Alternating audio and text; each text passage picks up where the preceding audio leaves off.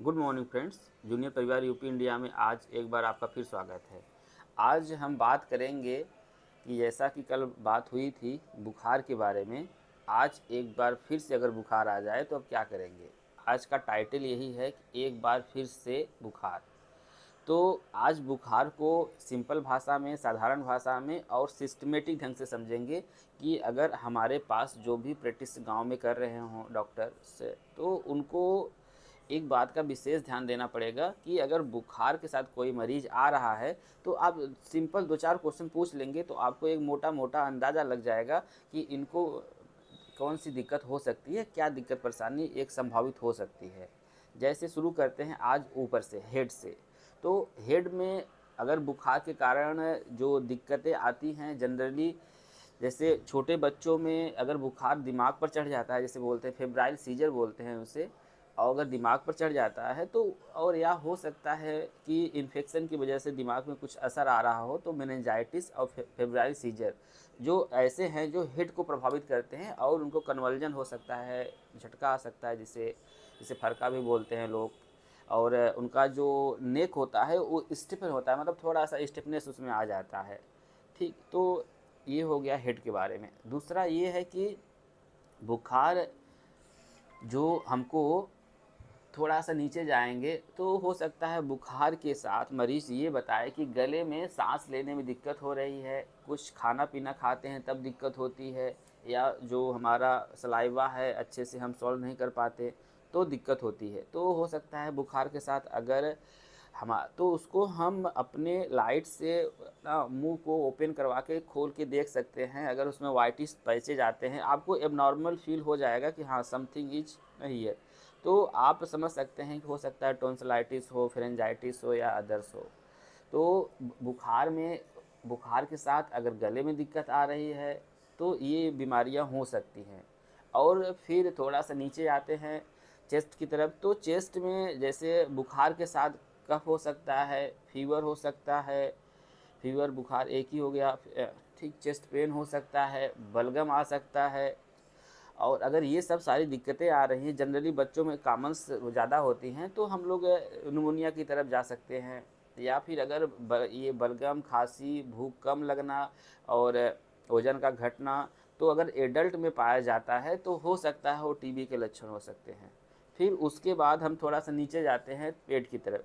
अगर पेट में दर्द हो रहा है, उल्टी हो रहा हो, नोजिया हो रहा हो और उसके साथ बुखार भी आ रहा हो, तो हो सकता है आपको टाइफाइड हो। और जैसे अगर टाइफाइड में भी क्या होता है, कभी कभी ना आपको शिवरिंग जैसे कपकपी जैसा ना एहसास होता है। तो कपकपी जैसे एहसास में आपको क्या करना है कि दो तीन क्वेश्चन हम पिछली वीडियो में बताए थे, आज भी बता दे रहे हैं कि दो तीन क्वेश्चन आपको पूछ लेना है कि आपको जब कपकपी होती है, जब बुखार आता है, ऐसा तो नहीं जब पेशाब करते हैं उसमें जलन होती हो। ठीक, अगर जलन नहीं हो रही हो तो हो सकता है कि मलेरिया हो, टाइफाइड हो और सेप्टिसीमिया हो। इनमें अगर तीनों में अगर क्लियर करना हो आपको कि मलेरिया और टाइफाइड में कैसे क्लियर करेंगे, तो जो मलेरिया होता है अक्सर वो एक उसका जो बुखार होने का एक पैटर्न आता है कि आज बुखार होगा तो हो सकता है 24 घंटे, 36 घंटे या 48 घंटे बाद ही बुखार आएगा। तो टाइफाइड में तो हमेशा बना रहेगा। ठीक, उसके ना उसकी वजह से भी क्या कहते हैं सिवरिंग आ सकती है, कपकपी आ सकती है। तो एक मेन डिफरेंस ना होता है लगभग, ठीक, मलेरिया और टाइफाइड में। सेप्टिसीमिया हमेशा ही अगर इन्फेक्शन के कारण अगर बुखार बहुत ज़्यादा है तो हो सकता है बना रहेगा। और फिर उसके थोड़ा सा नीचे जाते हैं तो जो यूटीआई, तो अगर जिनको पेशाब के दौरान या पेशाब में जलन होता है और कभी-कभी भी आती है तो उनको हो सकता है यूटीआई हो।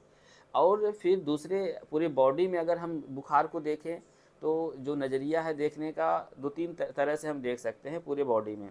एक तो बुखार अगर लोकलाइज नहीं है, पूरे बॉडी में आपको लगता है कि थकान जैसा लगता है, हरारत लगती है या फिर आपको कमजोरी जैसा फील होता है, तो हो सकता है आपको ब्लड की कमी हो या और कोई सिस्टमेटिक डिसऑर्डर हो।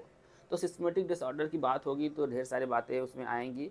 और जैसे जो कल बात किए थे कि महिलाओं में अक्सर देखा जाता है कि बुखार के कारण ढेर सारी दिक्कतें आती हैं। एक्चुअली में उनको बुखार नहीं, एक्चुअली अनीमिया ना उनको एक बीमारी होती है जिसमें हीमोग्लोबिन कम हो जाता है, उसकी वजह से उनको हमेशा थकान लगती है और कभी कभी पाल्पिटेशन मतलब दिल मतलब कहते हैं बहुत तेज़ी से कभी चलता है, बेचैनी भी होती है और जल्दी काम करते वक्त थक भी जाती है या फिर ज़्यादा तेज़ काम कोई काम कर लेती हैं तो थोड़ा सा दिक्कत हो जाती है। तो उनको ना एनीमिया मतलब कि न्यूट्रिशनल एनीमिया एक होता है जिसके लिए हम कल बात किए थे, उसका वीडियो हमारा देख सकते हैं। ये तो मोटा मोटा है कि बुखार मतलब कि आपको आए तो उसके साइन सिम्टम से आप समझ सकते हैं कि ये इस फील्ड ये इस कि आपका थ्रोट का है कि चेस्ट का है कि एब्डोमेन है या फिर कौन कौन से मेन क्राइटेरिया होते हैं। लास्ट में ये बात करेंगे कि बुखार के साथ बहुत रेसेस भी आते हैं। रेसेस में आपको तो पहले फर्स्ट ऑफ ऑल यही मतलब रूल आउट करना, यही पूछना है कि कोई दवाई तो नहीं खा रहे हैं, हो सकता है उसकी वजह से रेसेस आ सकते हैं। जो शरीर पर पूरे शरीर पर हो सकता है कि दाने जैसे पड़े आपके, तो उसमें भी चिकन पॉक्स, मीजल्स, ढेर सारे ऐसे हैं कि जो मतलब कि बुखार आने के दिन कौन से दिन आते हैं उस हिसाब से उसमें हम डिसाइड कर पाते हैं कि कौन सा मतलब कि इसको बीमारी है, कौन सा वायरल है कि बैक्टीरियल है क्या है। और नेक्स्ट वीडियो देखने के लिए धन्यवाद।